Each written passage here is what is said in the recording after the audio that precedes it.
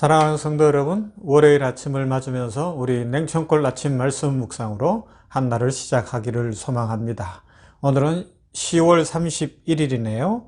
10월이 지나갑니다. 내일은 11월이 시작될 것이고요. 그런데 오늘 10월 31일은 우리 교회사에서는 아주 중요한 날이죠. 바로 종교개혁 기념일입니다. 올해가 505주년 종교개혁 기념일인데요. 왜 교회가 타락했는가? 그리고 그 교회를 개혁하고 바른 믿음을 지키는 것은 무엇인가? 하는 것에 대해서 하루 종일 고민해 볼 필요가 있습니다. 특별히 오늘은 저와 또 우리 동료 목사님들 뜻이 있는 많은 분들 한 200여 명이 서초동에서 모일 거예요. Act Now라고 해서 지금은 행동해야 할 때입니다 라는 주제로 한국교회 개혁을 위해서 첫 모임을 갖습니다. 오후 4시부터 저녁 9시까지 모임을 갖고 서로 토론도 하고 의견을 발표하는 시간을 갖는데요. 위에서 기도해 주시고 이것을 통하여서 우리 한국교회에 새로운 개혁의 바람이 불고 또 좀 더 성경적으로 하나님이 기뻐하시는 한국교회를 이끌어갈 수 있도록 모두가 기도해 주시기를 부탁을 드립니다. Act Now입니다. 지금은 행동할 때입니다. 자, 오늘 말씀 봅니다. 다니엘서 7장 1절부터 14절 말씀 보도록 합니다. 다니엘서 7장 1절부터 14절 말씀.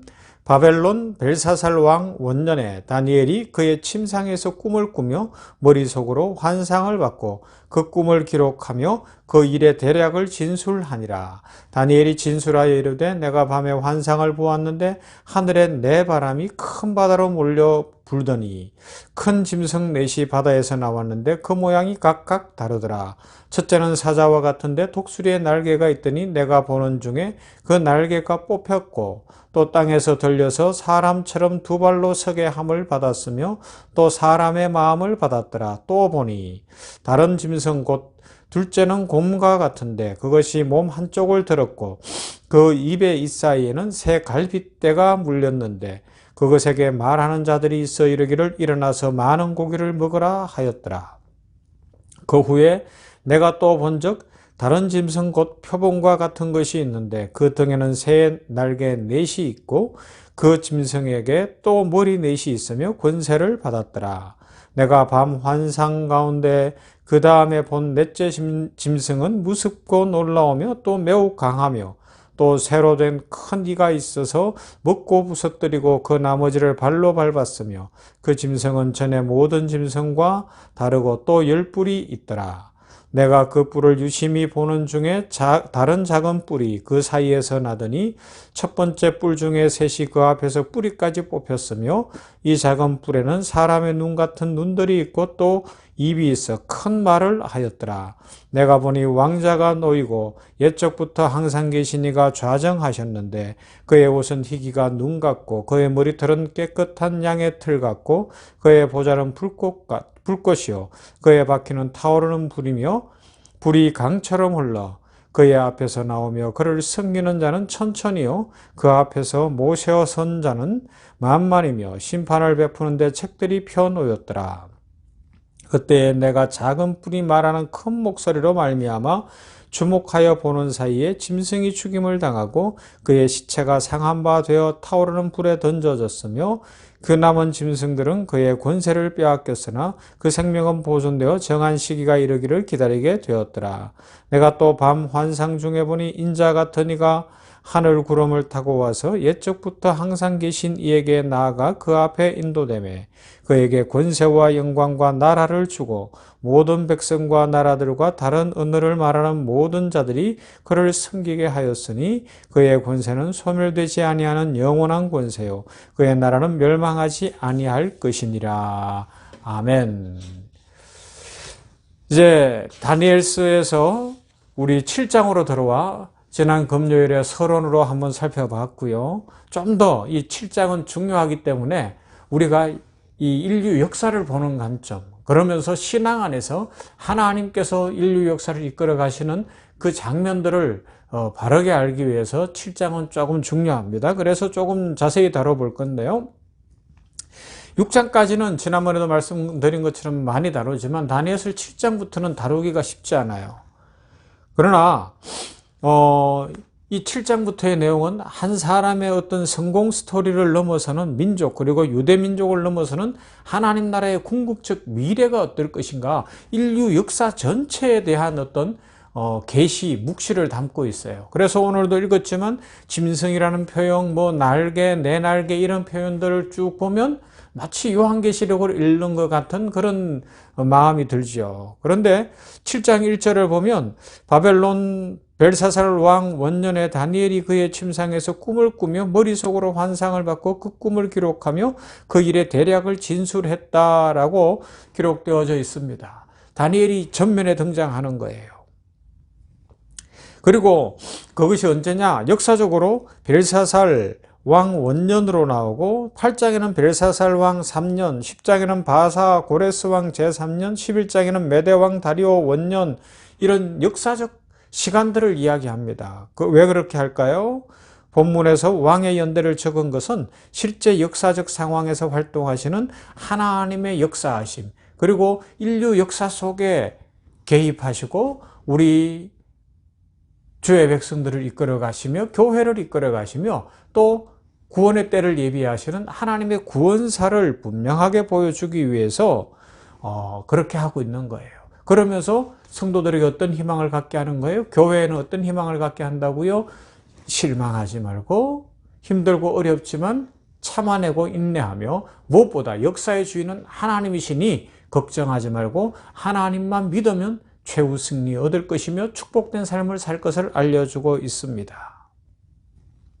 그래서 7장 이후의 내용은 사실은 이런 부분들이 있어요. 뭔가 하면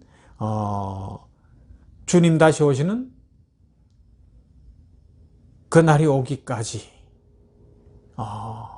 교회에는, 성도들에게는 견디기 힘든 핍박과 혹독한 시련이 올 수 있다라는 겁니다. 특히 인류 역사를 이끌어가는 대제국으로 표현되어지는 어떤 나라들, 권세 잡은 자들, 그들은 하나님 편에 서기보다 자기 욕심을 채우고 그러다 보니까 결국은 세상 왕 된 마귀의 편이 되기가 쉬워서 지금 전쟁하고 있는 러시아의 푸틴이나 이런 악한 사람들을 통해서 여실히 보는 것처럼 히틀러나 이런 사람들을 통해서 봤던 것처럼 그렇기 때문에 교회와 성도가 살아가기는 쉽지 않을 거다. 그러나 참고 말씀을 붙들고 바른 믿음 생활을 하게 되면 하나님께서 메시아가 오시는 그날에 완성을 주실 것이다. 만왕의 왕으로 메시아가 오시면 진정한 완성이 있을 것이다. 그것을 알려주고 있어요. 그러므로 하나님의 백성들은 지금 힘들고 어렵지만 역사를 보는 관점, 역사를 보는 눈을 바르게 갖고 이 땅의 현실만 보고서 마음이 막 뒤집어지고 흔들리고 그렇게 요란하여 하는 것이 아니라 하나님을 믿는 믿음과 하나님의 말씀을 굳게 붙들고 끝까지 인내할 것을 말씀하고 있습니다.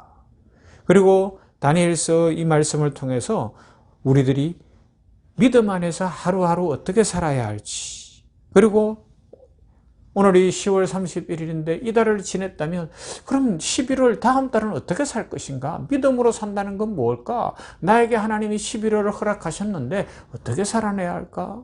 또 한 달 더 지나면 2023년이 되는데 그 해는 어떻게 살 것인가? 이것을 고민하면서 하나님의 백성답게 살 것을 하루하루 진지하게 고민하며 성령 안에서 살아가야 할 것을 알려주고 있습니다. 자, 이제 보면 오늘 말씀 속에서, 그리고 내일부터 며칠간 살펴볼 것인데, 이 환상에 대해서 인류 역사와 인류의 어떤 나라나 통치자들의 모습과 하나님의 통치, 인자 같은 이 계속해서 나오잖아요. 성경에서 여러 번 제가 말씀드렸는데 바로 주 예수 그리스도 만왕의 왕이신 예수 그리스도의 궁극적 승리를 보여주면서 우리들은 어떻게 살아야 할 것인가 하는 것을 분명히 알려주고 있습니다. 그래서 우리는 하나님이 세상을 향해 주시는 뜻을 이해하고 해석하고 해석한 대로 살아가야 합니다. 세상 사람들이나 주변 환경이나 어떤 것에 마음 흔들리는 것이 아니라 하나님의 말씀을 붙들고 하나님이 주신 믿음을 따라서 살아가야 할 때다. 지금은 바로 그런 때라고 말씀하고 있습니다. 이 다니엘에게 말씀을 주시던 바벨론 포로기에 그들이 무엇을 붙들 수 있겠어요? 바벨론 제국, 온통 우상숭배와 죄악이 관영한 세계상 속에서 어떤 이들은 이야기했을 거예요. 하루라도 빨리 바벨론의 편을 들어라. 하루라도 빨리 바벨론 신이라도 섬겨라. 하루라도 빨리 바벨론화 되어라. 그러면 성공할 것이다. 출세할 것이다. 먹고 사는데 조금 더 쉬울 것이다. 막 그러지 않았겠어요? 그러나 다니엘을 통하여 하나님 주시는 말씀은 바벨론 의지하고 바벨론 우상을 섬기고 바벨론의 문화를 습득한다고 잘 살게 되는 것이 아니라 이럴 때일수록 하나님 믿어야 한다. 하나님만 의지하면 잘 산다는 것을 알려주고 있습니다. 왜요? 역사의 주인은 하나님이시고 생명의 주인은 하나님이시기 때문에 그렇습니다. 그래서 교회의 역사 속에서 오늘이 종교개혁 기념일이라고 앞에서 말씀드린 것처럼 마르틴 루터, 칼빈, 쯔빙글리, 존 후스 같은 분들, 이런 개혁자들은 어떻게 했다고요? 그 시대 속에서 말씀 붙던 사람들이에요. 그 상황 속에서 하나님 앞에 무릎을 꿇었습니다. 그래서 교회를 새롭게 하고 신앙으로 하나님의 역사를 이루어가며 하나님의 뜻 가운데 살아갔던 것, 그 아름다운 모습을 살아냈던 것이죠. 오늘도 하나님은 그런 사람을 찾고 계신 줄로 믿습니다. 거기에 우리가 하나님 마음에 들어야 되지 않겠습니까? 이제 내일부터 보겠지만 인류 역사를 주장하시는 이는 하나님이십니다. 우리 생명을 주장하시는 이도 하나님이십니다. 그 하나님 바라보면서 오늘도 넉넉한 믿음으로 살아가며 진정한 개혁의 삶을 살아가는 우리 모두가 되기를 소망합니다. 하나님 감사합니다.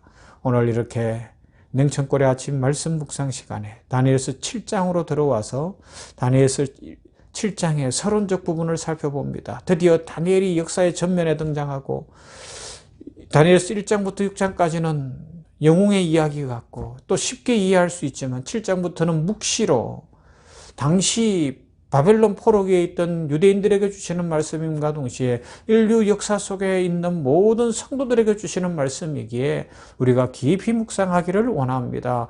지혜를 주시옵소서. 지혜의 영을 더하여 주시어서 말씀 깨닫게 하시고 성령 충만케 하시어서 말씀에 붙잡힌 바 되게 하시고 종교개혁자들 마틴 루터 칼빈과 같은 분들이 그러했던 것처럼 우리들도 이 시대에 오늘을 믿음으로 어떻게 살 것이며 내일 11월은 어떻게 하나님의 말씀 붙들고 살 것이며 2023년은 하나님께서 나에게 어떤 은혜 주실 것인지를 기억하며 역사의 주인, 생명의 주인은 하나님이심을 확실히 믿고 믿음 안에 살아가는 우리들 되게 하여 주시옵소서.